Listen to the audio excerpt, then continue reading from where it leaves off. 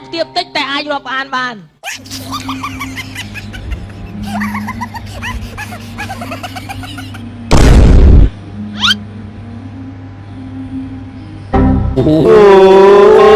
ไ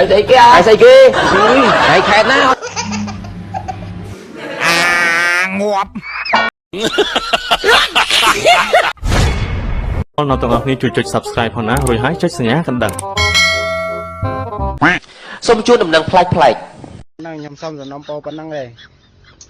សំណូមពរមិននិយាយខ្លួនឯង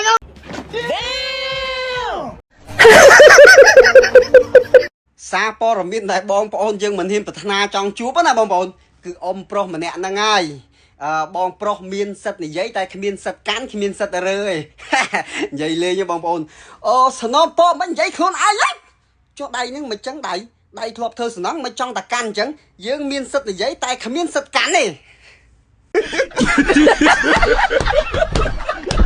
បងប្អូនមកស្ដាប់បាទជនរងគ្រោះបាទឡានធំបងប្អូនត្រូវចោលលួចព្រែកនៅខាងខេត្តពោធិ៍សាត់ទាំងអស់គ្នាបងប្អូនដល់តែពេលបានចាប់ក្មួយស្រីយកទៅវាស់កម្ពស់ហើយបាទផ្ដាំទៀតទោសហើយ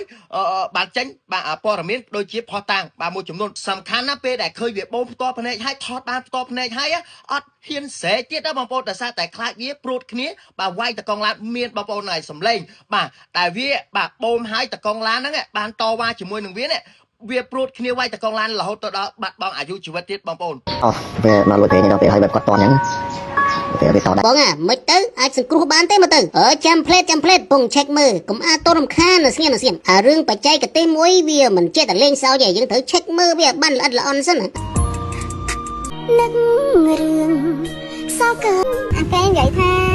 អូយចោលលួចច្រើនណាស់អត់ឃើញខ្ញុំអត់ដឹងអត់លឺដល់ពេលគេនិយាយថាអូយសុំអង្គសបោឆោឃើញដឹងលឺពេលម្នាក់ស្រីនោះគាត់ចេញឌីលអ្នកពោធិ៍សាត់ចេញឌីលខេត្តពោធិ៍សាត់ថាខេត្តដែលសបោចោលខេត្តដែលអសវត្ថភាពអីចឹងទៅគាត់ថាកំហុសរបស់គាត់ថាគាត់ឌីលទូទាំងខេត្តបន្ទាប់មកឃើញបងប្អូនយើងអ្នកពោធិ៍សាត់នោះចេញប្រតិកម្មខ្លាំងមែនទែនបងប្អូនរហូតដល់ថ្នាក់ដឹកនាំខេត្តនោះក៏ចេញប្រតិកម្មដែរថាมันអាចទទួលយកបានទេត្រូវតែមានវិធានការផ្លូវច្បាប់អីយ៉ាងដាច់អហង្ការយ៉ាងដាច់ខាតអីចឹងណាបងប្អូនហើយបន្ទាប់មកក៏ឃើញម្នាក់ស្រីចូលខ្លួនទៅដោះស្រាយតាមផ្លូវច្បាប់ដែរបងប្អូនចង់សួរបងប្អូនដែរចេះអាពេលគេជេរឌីលហ្នឹងឈឺចាប់ថាប៉ះពាល់ដល់ខេត្តប៉ះពាល់ដល់កិត្តិយសខេត្តហើយចុះអាចោលលួចប្រេងរាប់ឆ្នាំនេះវាអត់ប៉ះពាល់កិត្តិយសខេត្តទេអីហេតុអីក៏ប្រជាជនអ្នកពោធិ៍សាត់ហ្នឹងហើយថ្នាក់ដឹកនាំខេត្តហ្នឹងមិនក៏មិនឃើញចេញប្រតិកម្មចេញមានវិធានការមើងម៉ាត់ដើម្បីចាប់ចោលនឹងកុំឲ្យមានចោលហ្នឹងដើម្បីរក្សាកិត្តិយសខេត្តអីចឹងណាបងប្អូនហេតុអីបាននៅមានចោលដល់រាប់ឆ្នាំអានេះអ្នកពោធិ៍សាត់និយាយផ្ទាល់នេះឥឡូវបងប្អូនស្ដាប់អ្នកពោធិ៍សាត់និយាយតែចោលលួចហ្នឹងវាប៉ះពាល់ដល់កិត្តិយសខេត្តអត់មានសម្រាមភ្លើងភ្លឺច្បាស់ទទួលស្គាល់បងថាវាភ្លើងភ្លឺច្បាស់ផ្លូវស្អាតអត់មានសម្រាមតែមានចោលលួចប្រេងមកយល់គេនិយាយអត់ហើយខ្ញុំសុំនិយាយចំមកទៅគឺចិត្តវងមុខសល់ហ្មងគឺអាចបានដេកអត់បានហ្មងតែអាចបានដេកតែដាក់លុកភ្លឹងគឺកងឡានតែអស់កន្លងតែភ្លឹងគ្មានដឹងថាគេលួចប្រេងទេបើបងមានកាមេរ៉ាអញ្ចឹងទៅចេះចាប់បានអញ្ចឹងទៅអ្នកខ្លះចាប់បានគេលួចប្រេងហើយអត់ហ៊ានចុះពីកាប៊ីនទៀតខ្លាចគេវាយមកហើយរឿងមួយទៀតពេលខ្លះតាមស្ទាន់វាហើយយើងប្រឆេះឡានដេញវាយវាវិញអញ្ចឹងណាគឺយកដុំមកគប់យើងស្រួលហ្នឹងបែកក្បាលតកងឡានងាប់ក៏មានដែរអូយឈឺក្បាលណាចូលម៉ែសកម្មភាពចោលលួចប្រេងលួចសាំងឡានធំនៅពោធិ៍សាត់នេះវីដេអូថតស្ដែងអញ្ចឹងឥឡូវនេះខាងអាជ្ញាធរក៏ដូចជាសមត្ថកិច្ចនៅខាងពោធិ៍សាត់បានចាប់ម្នាក់ស្រីដែលនិយាយថាខេត្តពោធិ៍សាត់សិតតែចោលណាពោធិ៍សាត់សិតតែចោលណាឥឡូវហ្នឹងបានសមត្ថកិច្ចខាត់ខ្លួនហើយប៉ុន្តែនៅឡើយតែចោលនៅចាំបូមសាំងបូមប្រេងឡានធំនោះទេសមត្ថកិច្ចសង្ឃឹមថាជួយស្រាវជ្រាវចោលមកចោលឃើញឡានធំច្រើនបន្ទាប់ពីចាប់នារីម្នាក់ហ្នឹងហើយឃើញតកងឡានធំច្រើនតែគាត់ចេញវីដេអូមកហើយបង្ហាញវីដេអូនៃការលួចបូមសាំងបូមប្រេងរបស់ឡានធំគាត់នេះអញ្ចឹងសង្ឃឹមថាអាជ្ញាធរចាប់អ្នកនិយាយហើយតាមរោគមកចោលទាំងក្រុមទាំងបាក់ទាំងពួកនឹងឲ្យឃើញផងកុំឲ្យឡានធំគេឈប់នៅខេត្តយើងហើយគេមានបញ្ហាជាបន្តបន្ទាប់នៅពេលដែលគេនិយាយគេរិះគន់អីអញ្ចឹងទៅបាទតាំងថាគេហ្នឹងចោលប្រកាន់ខេត្តខ្លួនឯងមិនល្អអីអញ្ចឹងទៅអញ្ចឹងវីដេអូនេះបាទវីដេអូខាងលើហ្នឹងសង្ឃឹមថា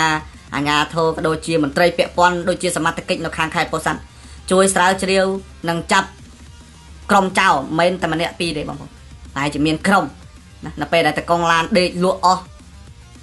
ចូលមកធ្វើសកម្មភាពលួចបូមសាំងបូមប្រេងគេហើយណាមិនមែនឡានមួយឡានពីរទេគឺឡានធំច្រើនដែលបានឆ្លងកាត់ខេត្តពោធិ៍សាត់ហើយបានឈប់សម្រាកជាពិសេសឡានធំដែលទៅដល់ខេត្តពោធិ៍សាត់ហើយពួកគាត់ឈប់សម្រាកណាអញ្ចឹងគួរតែស្រាវជ្រាវហើយនឹងអនុវត្តឲ្យតឹងរឹងទៅដើម្បីឲ្យមានសុវត្ថិភាពដល់ម្ចាស់ឡានដើម្បីឲ្យគេមានជំនឿចិត្តទៅដល់ខេត្តរបស់យើងផងបាទមែនថាមែន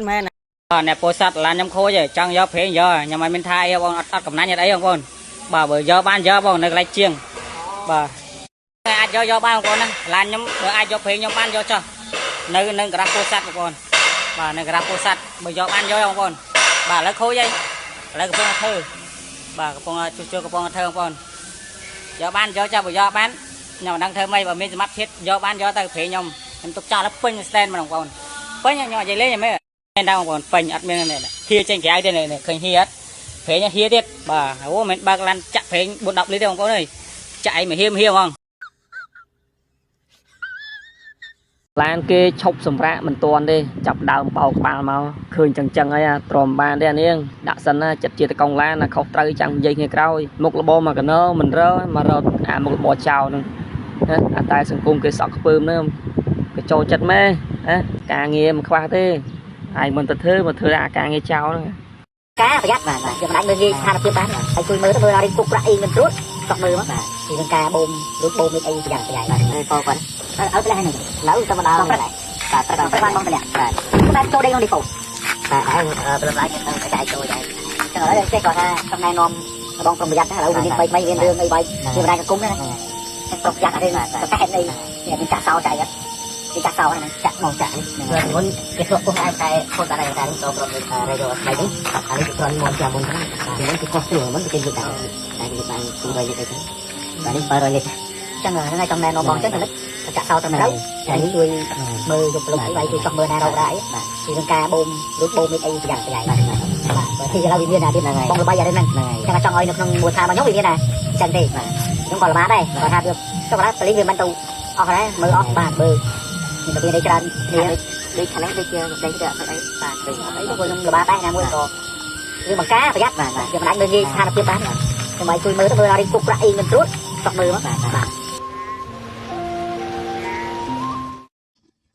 លេងឈុតធំហើយអត់មើល Facebook ពងល្បីពោធិ៍សាត់ចុះពោធិ៍សាត់ហ្នឹងល្បីយូរថារឿងលុយប្រេងលុយអីហ្នឹងតែនៅមីអូនហ្នឹងវាខុសត្រង់ណាឌៀននៅខេត្តពោធិ៍សាត់ថារឿងចោលលុយប្រេងនៅពោធិ៍សាត់ហ្នឹងល្បីយូរហើយបើមកអូនហ្នឹងវាឌីលអ្នកខេត្តពោធិ៍សាត់វាអត់មានអីទេបើគាត់តែស្នើសុំឲ្យសមត្ថកិច្ចអាជ្ញាធរពាក់ព័ន្ធចាស់ត្រួតពិនិត្យមើលទៅអង្កេតនឹងល្បាតអីទៅវាទៅអីទេតែបងអូនហ្នឹងវាដាក់ឌីលមកវិញពេលហ្នឹងខុសល្បីយូរហើយរឿងចោលលុយប្រេងនៅពោធិ៍សាត់ហ្នឹងប៉ុន្តែគាត់ថាអ្នកខ្លះគេអត់ទៅមានឈ្មោះបោះសម្លេងតាមបណ្ដាញសង្គមអញ្ចឹងវាអត់ទៅល្បីតាមអូននឹងរឿងល្បីដែរដាក់មកទុំចាំឲ្យរឿងឌីលគេទៀតឌីលមួយខែទៀតត្រូវប្រើមិនទៅមានឥឡូវទេរឿងចោលលុយប្រេងនៅពោធិ៍សាត់មានយូរហើយដើម្បីឲ្យខ្ញុំអ្នកពោធិ៍សាត់ដែរដេកខ្លះឆ្លងកាត់ដេកទាំង20ដែរនោះអូយឈឺក្បាលណាបាទរឿងផ្លៃផ្លៃសិនមកចាប់រកមកឆ្លងទៅសុយបតាកាន់តែទៅប៉ុណ្ណា